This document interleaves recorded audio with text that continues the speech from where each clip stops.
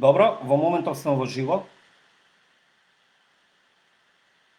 на твоја вебсајтот и јас ќе ги гледам сите прашања што ќе ни бидат поставувани од гледачи. Добро вечер на сите гледателки и гледачи, поддржувачи на твоја партија, но и политички опоненти.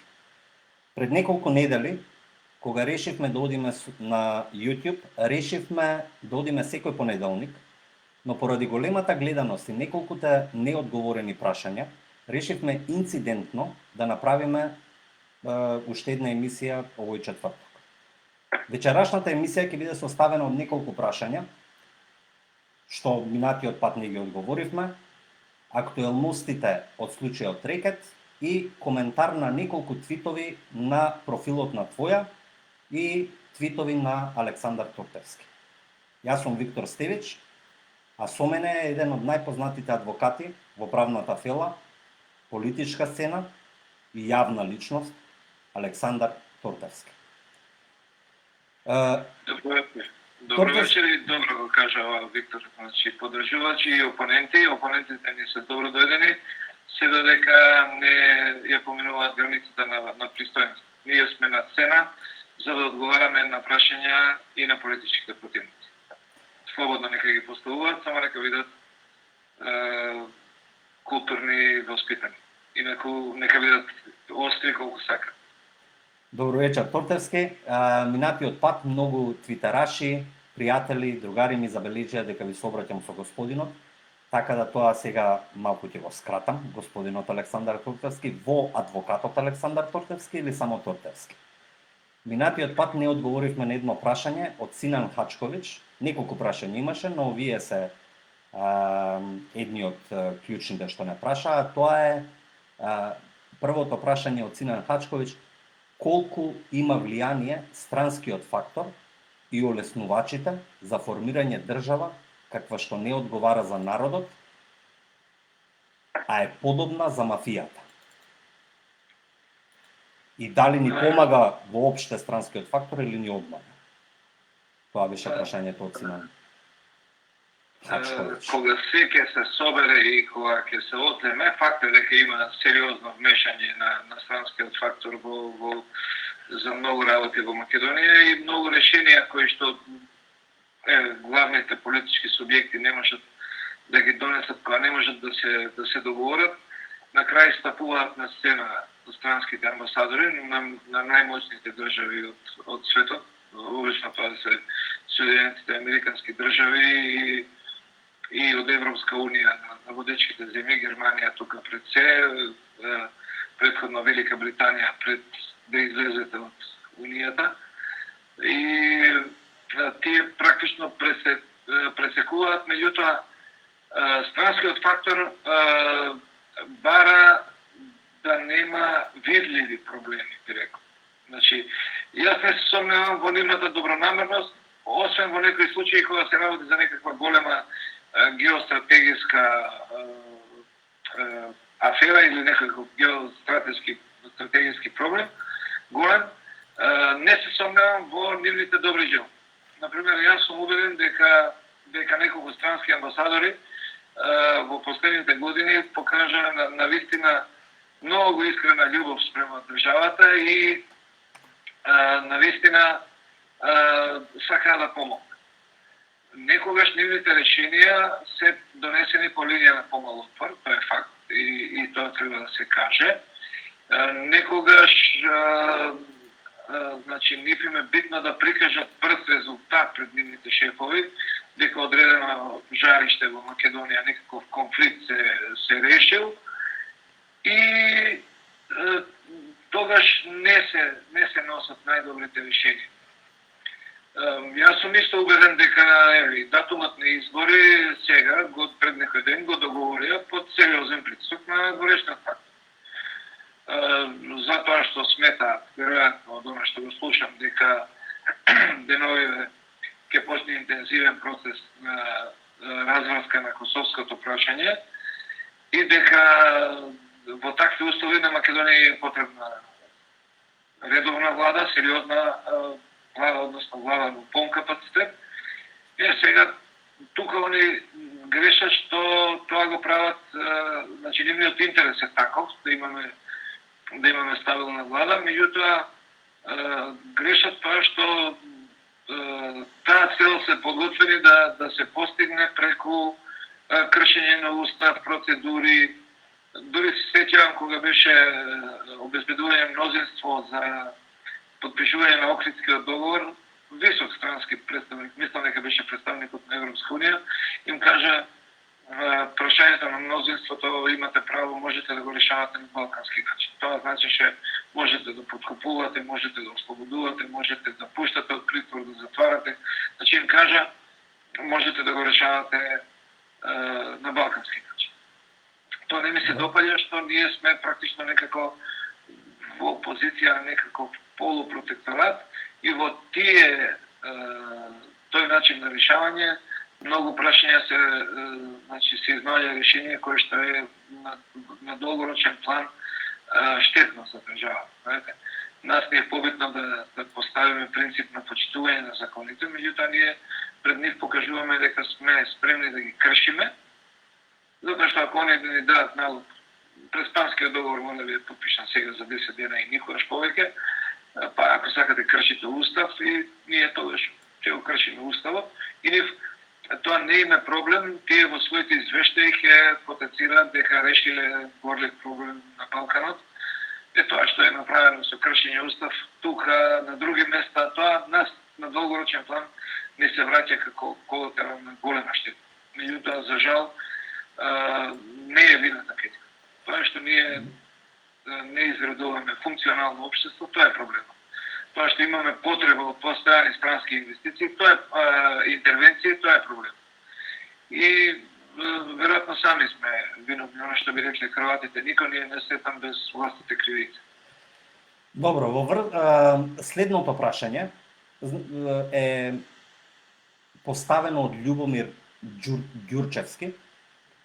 Дали сте вие за укинување на Охридскиот рамковен договор, кој е главен генератор на кризи, ова е негов стейтмент, Пржинскиот договор и техничка влада стодена пред избори и разрешување на проблемот со донесени закони и уставни измени спротивно на уставот и со огромно влијание на насилство, уцени, закани, па и подкуп?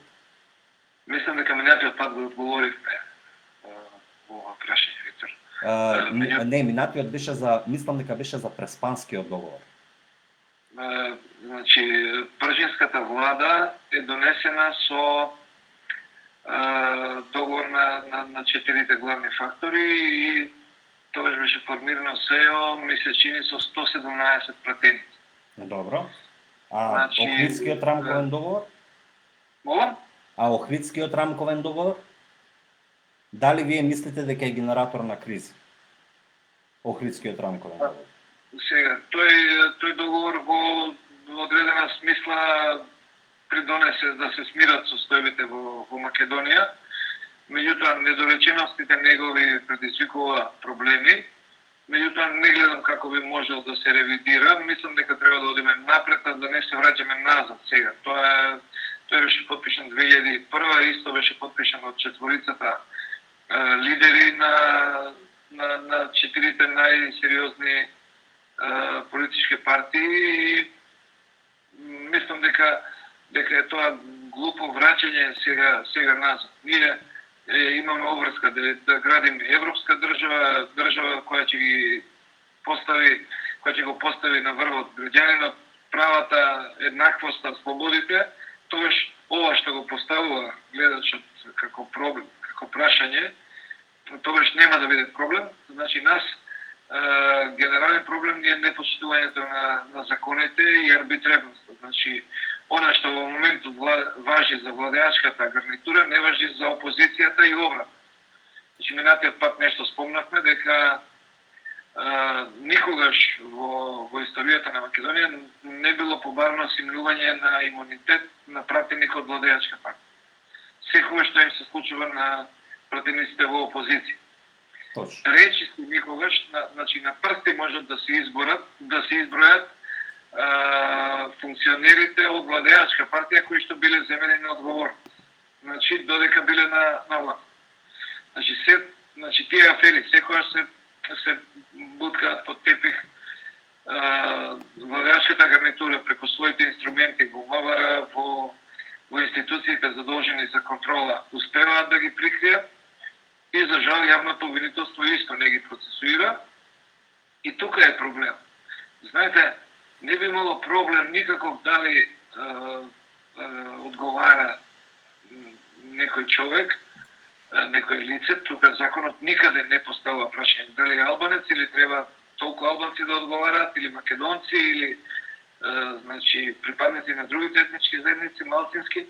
Значи проблемот е во тоа што ние имаме неважење на законите во однос на генерално на представниците на власт. И нашиот проблем, значи кај нас кога се зборува за организиран криминал, ние немаме многу голем организиран криминал, ние имаме организирана корупција која што ја прави по правило владеачката структура. И ние сега треба да најдеме механизми како владеачката структура да ја ставиме под контрола додека е на власт. Сите се свесни дека предмети судски, обвинителски се започнуваат против луѓе дури кога станат опозиција. И тоа нема никаква врска со Охридски договор или со рамковен договор. Значи, мислам дека проблемите ни се од поеднаква структура сега.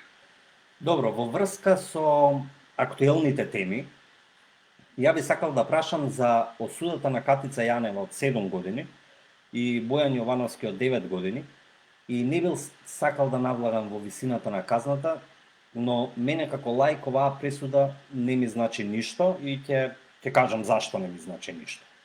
Само да влезам во лејаутот, односно да ме гледаат гледачите. Во минатото видовме вакви и слични пресуди, како на Јанкуловска, Бучковски, Груевски и сега да не ги редам сите докажани криминалци, на суд докажани, и ниеден од нив не одлежа ни 15 минути.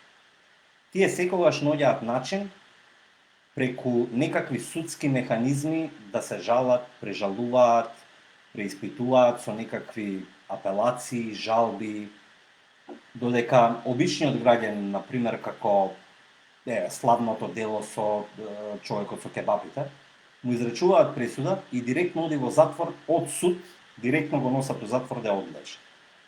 Па прашањето е дали со овие 7 години на Катица Јанева, односно 9 на Бојан Јовановски, процесот завршува, ќе бидат однесени во затвор, или ќе се враќаат, жалат, молат и на крај делото ќе се заташка, како делото на Гордана Јанкуловска и Бучковски, и нема да видиме ни Тенковски делови, ни 1,5 милион евра, ни Јанкуловска во затвор.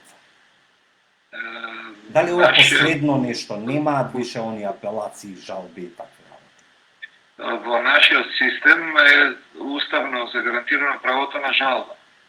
Значи двостепеност, генерално двостепеност на постапката. За посериозни кривични дела постои трет степен. Значи во случајот правото на жалба не може да им се одземе според нашиот устав и систем, значи тие ќе се жалат на апелација.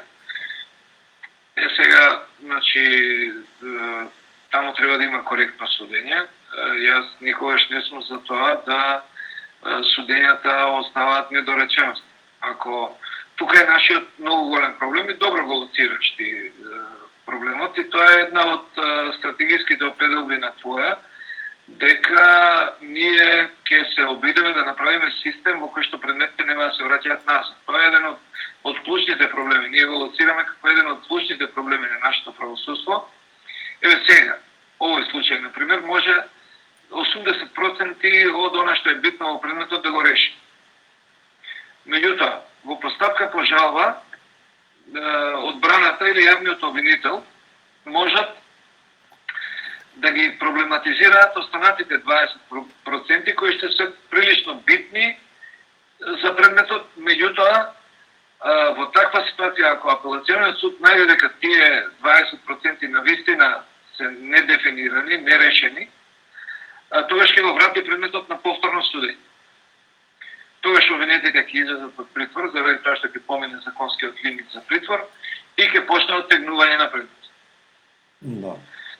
Сега, овде во овој случај има малку обвинети. Меѓутоа, замислете еден предмет со 30 или со 40 обвинети, тој секако ќе траеше барем 5 пати подолго од овој случај. Значи, обвинителство многу греши кога прави предмети со многу обвинети. И кога им става, например, на терет уште внатре, например, 30 действија, како што е во случајот, кај овде има конкретно едно. Меѓутоа, таму става 30 действија. Сега веројатно поучени повод рекете 1 и 2 од ова. Меѓутоа, зборот ми е, во случајот, ако има некакви проблеми, ставот на твоја е дека законот треба да се смени, проблемот и спорените прашања да ги реши апелација. Предметот да не се враќа назад. Значи, апелација да рече, сега, нагања, Катица не е виновна или Боки не се виновни, предметот тука да заврши и да знаеме на што сме, односно да ги разреши сите оние спорни околности кои што ќе бидат навистина проблематизирани со право од одбраната или од јавниот обвинител. Нашиот најголем проблем е кога на апелација ќе се постави некој проблем, некаков пропуск од страна на првостепениот суд, целиот предмет се враќа назад и сите докази се изведуваат. Замислите, може да, например, да има во некој предмет 200 сведоци. И ти била распрашан. Пред апелација се проблематични 5 искази. Битни, меѓутоа 5 искази од некои сведоци, не е доволно јасно дали кажале вака или така, што сакале да кажат. И апелација ќе го врати назад предметот и на повторното судење се изведуваат сите 200 сведоци повторно и предметот влегува во оние лавиринти што ги зборувате вие, поминува времето и може да застане. Ние сакаме да го смениме законот да, ако се 5 сведоци проблематични, пред апелација да се распрашаат тие 5 луѓе, да се реши она што е спорно пред апелација и апелација да мора да донесе мериторна одлука. Дали таа ќе биде ослободителна или осудителна, тоа е многу подобро отколку да се враќа и во бесконечност предметите да се влечат. Значи, да спомнате, армиско оружје, тој предмет нема шанса, тој предмет ќе ја чини државата огромна и пари оштета. Еве, за предметот Бранишковски исто се, значи, државата плати сериозни средства за трошоци, за адвокати. За Змиско око 1 и 2. Значи, сите тие проблематични процеси, значи, се проблематични заради тоа што обвинителство прави грешка што внесува многу луѓе во обвинението и многу действија. И потоа му е тешко да го докажува. Да, но се чини... Кога ќе се врати назад, треба повторно да се повторува. Тоа е грешка. Да, но се чини дека овие процеси и судски лавиринти со враќање, со апелации, со тие судски некакви правни работи важат само за функционерите. Затоа што јас како граѓанин, ако бидам осуден за нешто, очекувам одма да идам во затвор. Не очекувам дека ќе идам дека ќе има апелации, па жалби, па 3 години ќе седам дома, па две убисти, па 3 надвори. Ќе кажам дека според уставот е загарантирано двостепеност на постапката. И значи во случај сега кога постои сериозна опасност од бегство, за Боки е изречен притвор понатака и тој ќе чека второстепената пресуда во притвор. За помалите кривични дела мора да помине 2 степени од постапката и после извесен период ако биде осудено лицето, оно оди на издржување на казната. Меѓутоа ви кажувам, најголемиот можеби проблем што ја создава оваа сосема оправдана перцепција кај обичните граѓани, кај лаиците, е тоа што предметите се враќаат во целост на првостепениот суд, односно второстепениот суд не ги решава спорните прашања. Туку го враќа предметот. Значи, можноста за укинување на предметот и за враќање назад треба многу да се редуцира. И во тој случај постапките многу ќе се скратат и ќе бидат многу поефикасни. Вака имаме едно чудо предмети кои што се влечкаат во судските лавиринти од прв степен, па втор степен, па до врховен суд, исто. И кога ќе се врати предметот повторно, тогаш веќе тој се разводува. Значи, голем предмет ако не ги држат обвинетите во притвор, не може да се заврши, заради тоа што секогаш одбраната и нормално, некој ќе се разболи, ако имате 60-70 обвинети, ако не се во притвор, тој предмет џабе го почнало обвинителство. Тој предмет најверојатно ќе заврши со застарување. Тоа се Добро, и грешки, меѓутоа е погрешно концепирани закони и тие закони треба да се сменат. Добро, дали тоа значи сега? Проблемам уште една работа. Некогаш дури знам да кажам, можеби не во ред тоа, меѓутоа знам да кажам дека особено во парниците, дека за некој во некои случаи е подобро брза неправда отколку спора правда се. Замислите да се тужите со некого и после 20-30 години да добиете нешто сега. Имав еден случај кој што траеше 14 години, го добивме на крај и странката со право ми беше лута, доби сериозен надомест, меѓутоа сосема коректно ми кажа дека кога го почнал процесот имал 70 години, а кога ги доби парите имаше 84, кога веќе не му треба. Значи, треба да се мисли на факторот протек на време. Добро, според ова дали треба да значи дека Катица Јанева најверојатно нема никогаш да оди во затвор? А Боки Јовановски најверојатно ќе оди, затоа што тој веќе е во затвор, а Катица Јанева е во некаков си домашен притвор, како што беа и Орце Камчев, и Мијалков, и Груевски, сите што беа во домашен притвор, и Јанкуловска никогаш не отидоа во затвор. Значи, домашен притвор е нешто како најверојатно ослободителна пресуда. Според тоа што гледаме до сега историјски. Да, преку паралела, многу е глупо да се повлекуваат паралели и заклучок сега во оваа фаза да се кажува дали Катица ќе отиде или нема да отиде. Ако се потврди ваквата пресуда од страна на апелација, сигурно ќе отиде. Сега врховен, но она ќе има можност да оди на Врховен суд, меѓутоа тоа не го задржува извршувањето на пресудата, освен во исклучителни случаи ако Врховен суд не најде дека треба да го стопира извршувањето, кој што постапи за Гордана Јанкуловска, меѓутоа мислам дека на сите ви е јасно од која причина Врховен суд беше донесе таа пресуда, бидејќи тоа беше една спрега помеѓу поранешниот режим со Врховен суд и за тоа беше донесена таа одлука, значи беше стопирано извршувањето. Инаку во принцип второстепената пресуда таа е правосилна и извршна. Ако се потврди или ако се промети, например, може апелација да зголеми или да намали казна.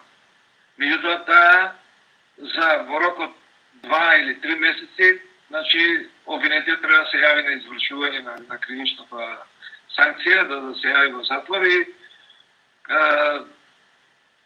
тука не би извлекувал ја заклучок дека некој ќе оди или некој нема да оди.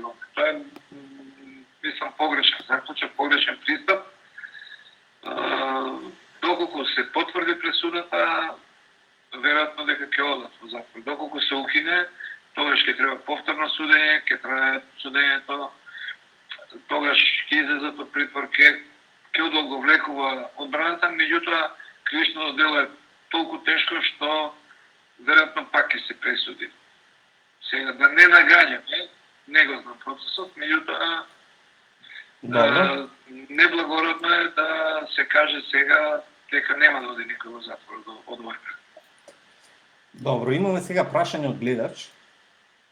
Кога на Балканот народот ќе бира, а не странски партнер, да поставува своји послушници, дали Балканот голема перална на пари и депонија на отпадот од светот? Па сега, пред малку нешто го почнавме тоа прашање, дека пак ќе се вратам на тоа, дека никој не е несреќен без собствена вина. Ако ние прашање на избори не можеме сами да решиме, или ако не можевме да се ослободиме, иако сите знаевме дека не прислушкуваат, иако сите ги гледавме, значи, едно чудо афери, сосема беше јасно тоа, ако немаме како општество, како држава сила да најдеме енергија и да поставиме систем кој што ќе ги санкционира тие работи, И ако ни треба сериозна странска помош, ете гледачот претходно праша за Пржинскиот договор, значи Пржинскиот договор влада СЕО го наметна странскиот фактор заради тоа што толку беа напрегнати односите помеѓу власта и опозицијата, што тие беа сериозно загрижени дека ќе дојде до граѓанска војна во Македонија, заради тоа што проценија дека режимот на Груевски толку има извршено силен притисок врз граѓанскиот фактор, врз правата и слободите, дека веќе е доведена ситуацијата до горниот праг на издржливост и тие тогаш наметна пржинска влада со цел да се средуваат работите. Меѓутоа, тоа е точно дека не е добро кога некој од надвор, значи имате вие сериозни проблеми, не е добро кога некој од надвор доаѓа да ви ги решава работите. Тој прво не ги знае состојбите, второ не мора да значи дека секогаш е најдобро намерен или најдобро информиран. Сега, ако сега ова околу ѓубрето, јас не верувам дека некој сериозен странски фактор, зборувам тука за сериозен, не зборувам за влијателни компании. Нормално дека влијателните компании, силни компании, тие си бараат профит. Ако некоја сериозна компанија која што е оператор и работи со ѓубрето по Италија, и ако има проблем каде да го однесе, такви имаме многу во светот, па знаете дека се носеше во Малезија, во Индонезија, па тие сега почнаа да ги враќаат назад, заради тоа што се подига граѓанската свест и таму. Тие компании, тие не се сериозен странски фактор, тие се компании кои што сакаат да остварат профит со тоа што ќе ни продадат ѓубре нас. Сега, тука е нашиот проблем што ние избираме политичари кои што ќе се сложат за законски решенија кои ќе дозволат увоз на ѓубре како енергија, ѓубре кое што не е селектирано доволно добро, а воопшто и нема здрав начин на палење на тоа ѓубре, без разлика каква е процедурата. Имаме наш член од Австралија кој што има сериозно работено на таа проблематика и нивните заклучоци се дека нема таков начин на горење на ѓубрето. Меѓутоа, ако не избираме политичари кои што за да спечели лично 2-3 милиони евра ќе дозволи увоз на ѓубре со чие што палење ние ќе дишиме воздух со 120, со 500 PM честички, значи во некаков период од 180 дена или 160 дена, тоа веќе не е проблем на странскиот фактор. Тоа е показател на нашата просечна свест за нашиот систем, кој што ние немаме контролни механизми да се одбраниме од ова. Ние имаме граѓански организации кои што се бунат против овие процеси, меѓутоа за вакви работи никој не одговара. На преска пред малку што го зборувавме, заради тоа што тие се обично функционери на владеачките партии, па додека се на власт, никој не ги потегнува тие прашања. Добро, вие на многу прашања, би бил среќен да нема странско мешање, меѓутоа во многу случаи ние никогаш не би се договориле за една прозаична работа за датум на избор. Добро, твоја профилот на Твитер неретко прикажува дрвосечи, разни низ шумите, природа, ѓубриња оставени на секаде. И во неколку твите има објаснето дека ние како партија твоја ќе го решиме тоа со дронови. Последниот твит што го видов на твоја беше од некаква си шума или гора. Да. И во моментов гледачите го гледаат тоа видео. Каде се наоѓа оваа шума? Не, ова е дел од практично ова што е во планината, тоа е се гледа китка, инаку ова не е сеча на шума, ова е истурени околу 20 камиони на градежен шут. Ова е некој што добил некаква јавна работа и за да го однесе ова што сега го гледате, он треба тоа да го однесе на место во Дрисла да го складира, меѓутоа за да оствари поголем профит, тој го истура Во Дивина. во една преубава ливада и ја прави практично една огромна депонија. Ова не е шума. Предходниот вид би требало да го пуштиш и ќе видат гледачите. Денеска дори имаше и исто еден ставено на Твитер за јабланица. Добро, но како за јабланица, но како твоја ќе го реши ова со дронови? Дали може да објасните процедурата цела? Да речеме, има дронови што снимаат одозгора, околу 200 ќе се покрие цела. Плане, работка со неколку луѓе кои што ова го работат и за сериозни странски држави и странски компании, и ние сметаме дека не само сметаме, ние сме сигурни дека ова можеме да го решиме. Тоа е тој тип. Ова е накидка. Ова е накидка, таму состојбата е страшна. Таму секојдневно, ако отидете сега, се разминувате со 20-тина, можеби 50-тина возила преправени за возење на дрва, кои што собираат по кубик 2 дрва, меѓутоа ова е страшно крчење на шумата. И што е најтрагично овде? За овој проблем, например, на китка, не е потребен ниту дрон. Овде е потребна само жел. Овде, значи, за да се стигне овде и за да се изнесе дрво од овде, мора да се помине само на едно место. Значи, има само еден пат и обично е секаде така. Значи, дури не се потребни ни толку дронови, туку се потребни тука е потребна жел. Овде проблемот е што овде се функционери на одредени партии, луѓе членови во одредени партии, и ова се гласачи на одредени партии, на кои што им е дозволено да сечат шумата, заради тоа што од нивните гласови зависи исходот најчесто на локални избори. Таква е состојбата во Прилеп, каде што 2500 луѓе живеат од кражба на дрво постојано и меѓутоа тие одлучуваат кој ќе биде градоначалник. Така е во Струмица. Во околината на Водоча и Турија огромни количини на дрво се сечат, огромни пространства се исечени. Околу Прилеп дури поранешниот градоначалник им направи пат за тоа што ја искрчија шумата околу мермерен комбинат Прилеп и таму веќе нема шума, и за да гласаат за него, градоначалникот им проби пат во насока кон грчка граница, затоа што таму остана шума. Меѓутоа, од тие 2500 луѓе зависи исходот на локалните избори. Значи, сега, да се вратам назад на прашањето.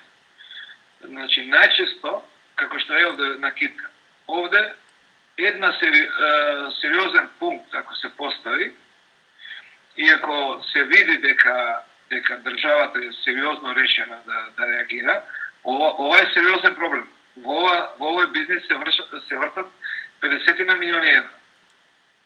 Значи, луѓето кои што крадат шума се вооружени. Ова не е лесно. Значи, ако јас и вие отидеме утре, они ќе ни извадат калашников.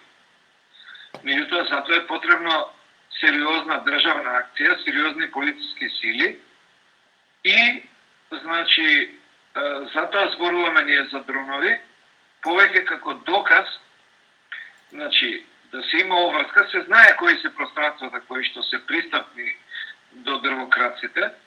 Значи, еден дрон може да помине и да ги сними, може да се спушти близко, дури да им ги сними лицата, да го сними возилото и информацијата треба да отиде, затоа ние напишавме во програмата, на 3 места. Да не биде тоа кај некој локален шериф кој што ќе се направи дека не ја види. Значи, дронот мора да испрати сигнал, снимка на 3 места и тогаш веднаш, значи да бидат распоредени сериозни полициски единици. Ова е проблем кој што многу не загрозува и треба многу голем ангажмент. Треба и социјален програм за тие луѓе, значи ако во Прилеп живеат 2.500 луѓе од тоа, значи на територија на цела Македонија можеби 20.000 луѓе живеат од ова. Вие не можете утре да ги оставите ни без работа. Значи треба некаков специјален, сериозен проблем, значи да им се обезбеди и работа. Меѓутоа не смеат да крадат дрва и шума. Меѓутоа, значи сега секој би рекол па ќе ги ставиме во затвор. Да, ќе ги ставиме во затвор. Меѓутоа немате капацитет да ставите 20.000 луѓе во затвор. Треба да им ги одземете во силата, меѓутоа треба полека да се води сметка за нивна ресоциализација, да почнат да се занимаваат со нешто легално. Меѓутоа треба искрена желба. Ова е многу сериозен проблем на Македонија. Ова е како секојдневно да ви влегува некој во банка и да ви краде по 500.000 евра. Локалната власт, за жал, е тесно поврзана со овие групи. Они имаат лидери, они имаат водачи на тие групи кои што ги водат и го делат профитот со шумската полиција. И тоа е една од привилегиите на функционерите. Да, и меѓутоа тоа мора да запре. Тоа практично рече си тоа е една паравојска. Значи, ако можеби не се сите наоружани, меѓутоа јас сум имал можност да разговарам со луѓе вработени во шумска полиција и они зборуваат за тоа дека наоѓаат дрвокрадици, тој вади калашников и он што да прави сега? Тој нема подршка од полицијата, тука треба да дојде специјална единица да ги улапси тие луѓе и ако покажете сериозна желба, тоа ќе се среди. Меѓутоа, имате луѓе кои што за некаква мала плата не сака да го ризикува животот. Тоа е сериозен проблем и треба да полицијата сериозно да реагира и како општество да превземеме сериозни мерки.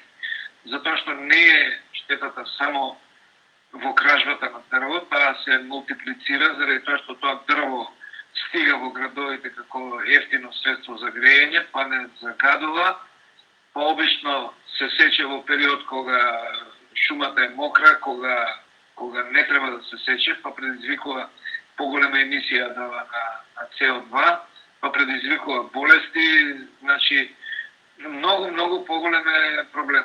Тука има огромна корупција, што секој кој што сече, плаќа рекет кај некој локален функционер или во полиција или во шумска полиција.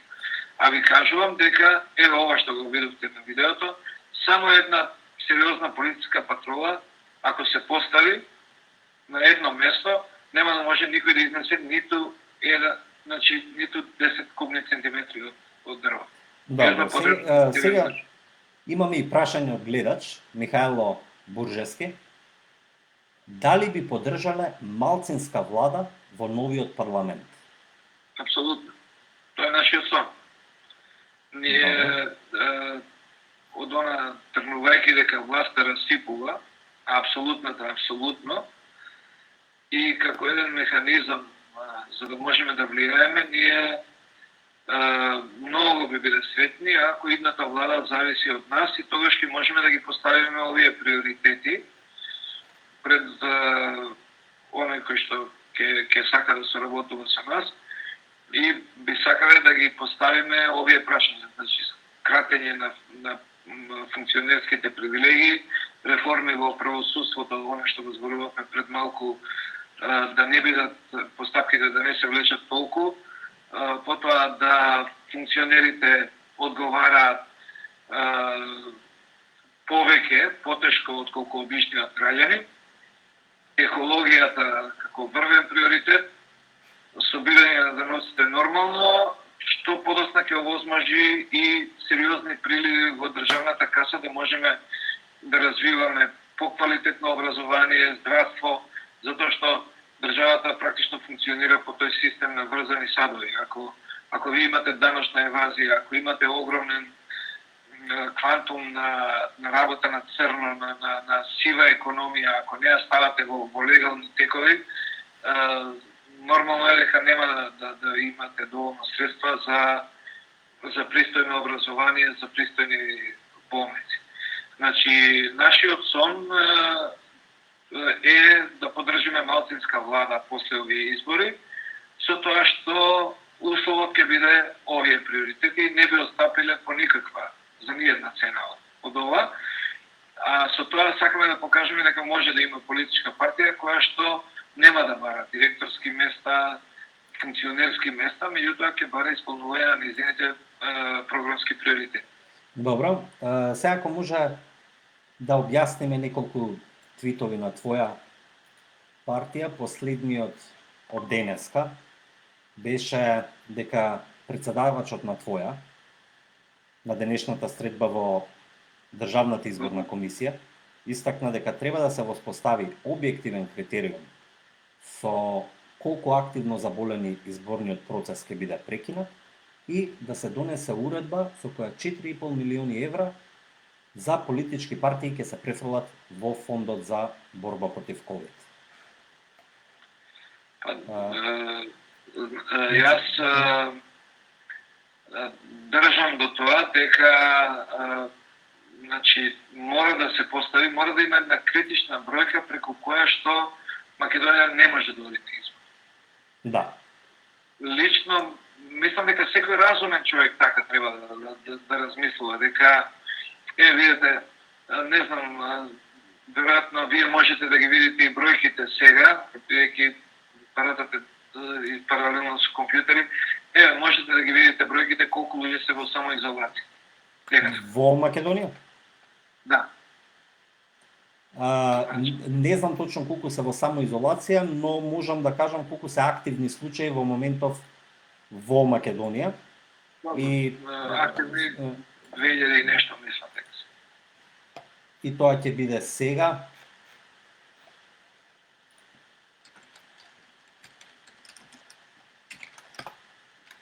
Видете, 2612 активни случаеви. Колку? 2612. Да, 2600 активно болни.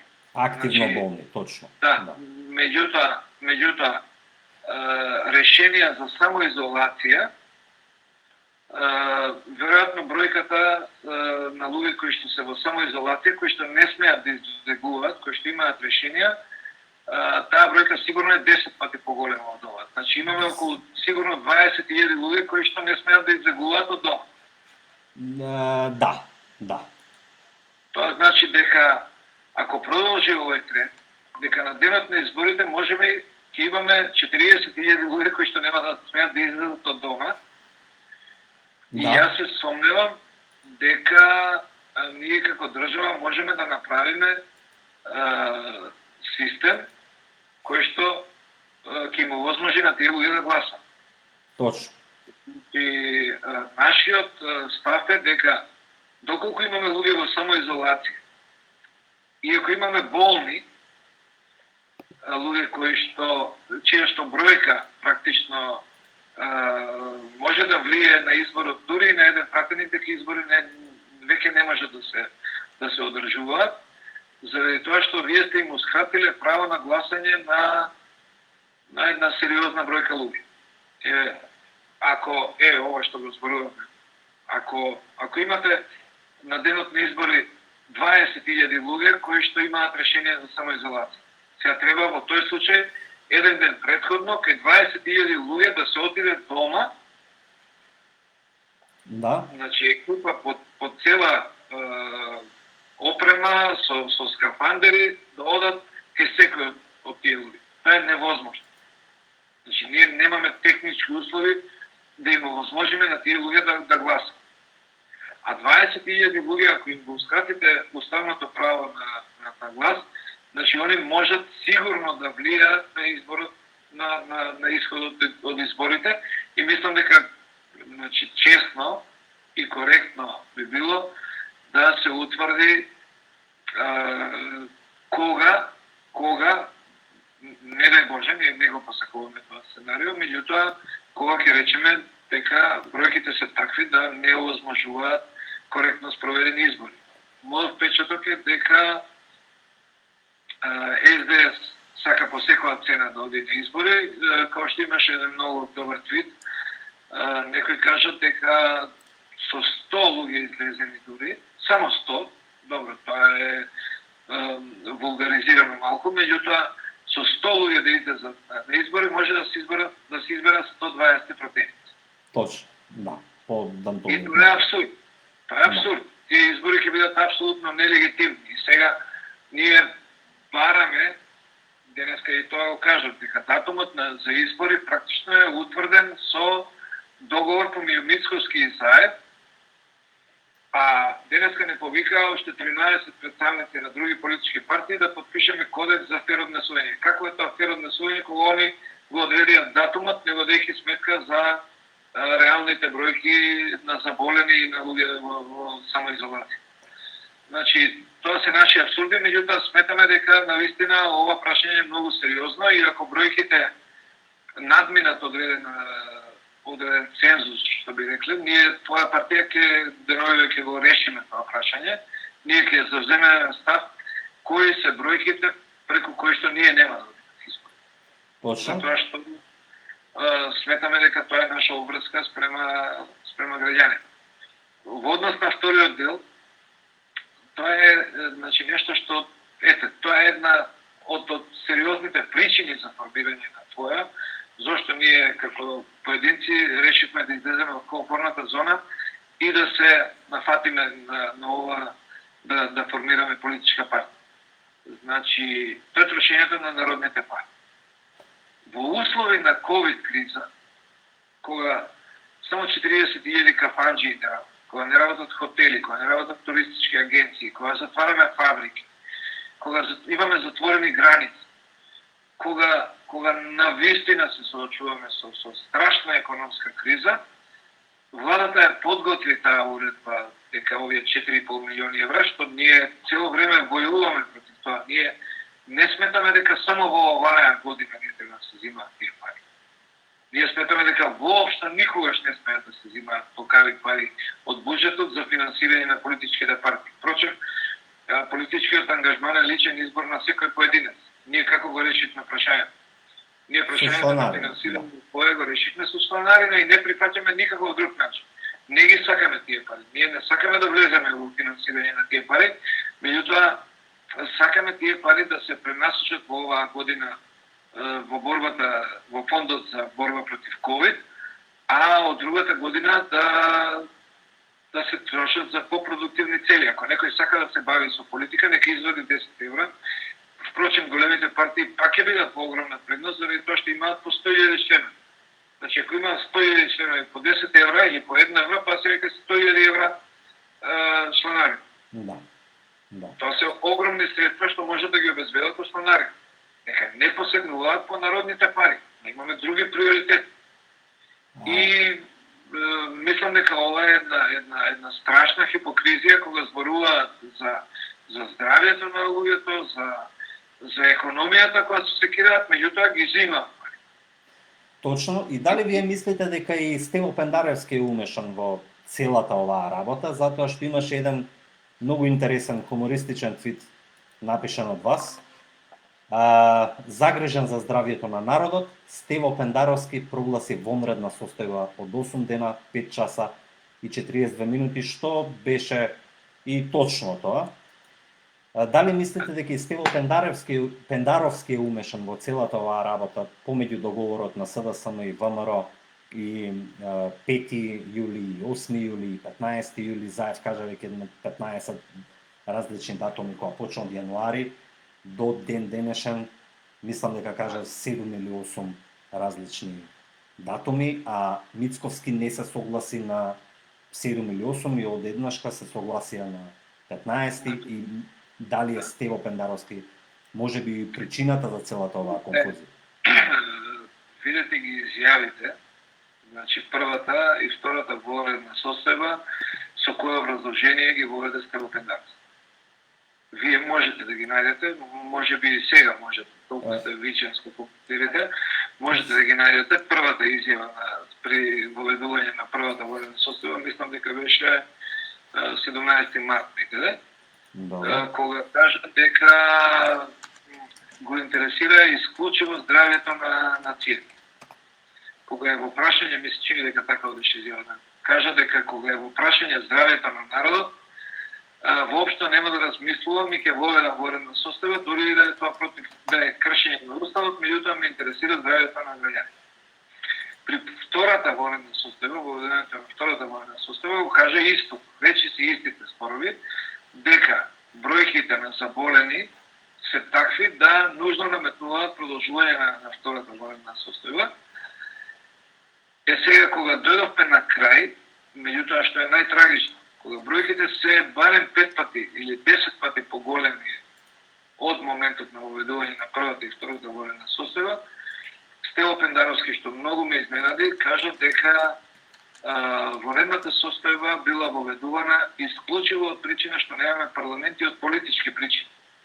Дека здравствената состојба никогаш не била причина за воведување на воредна состојба. И тука сум многу непријатно изненаден од него, затоа што го мислев за човек кој што повеќе ќе држи до собствениот збор, меѓутоа се покажа дека едноставно подлегнал на партискиот притисок, на немојта на партиите да се однесуваат во согласност со уставот, да се свикаат, значи да го свикаат повторно парламентот и да преземат контролата врз владата.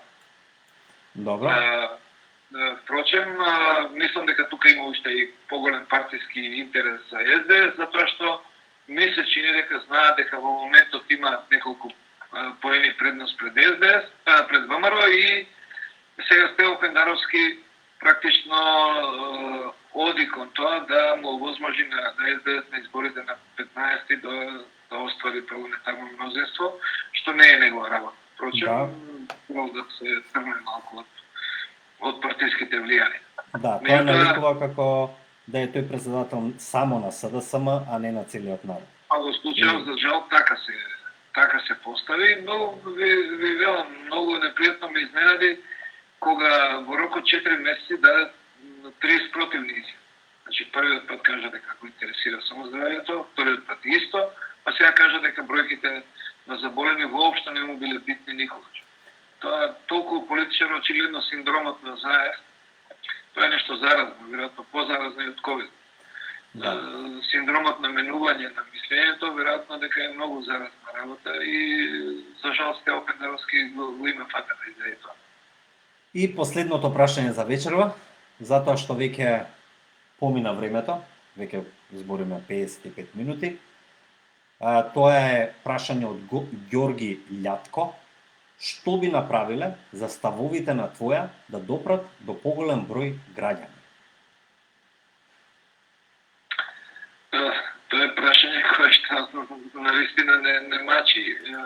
Знаете, ние се соочуваме со сопствените принципи и реалната состојба.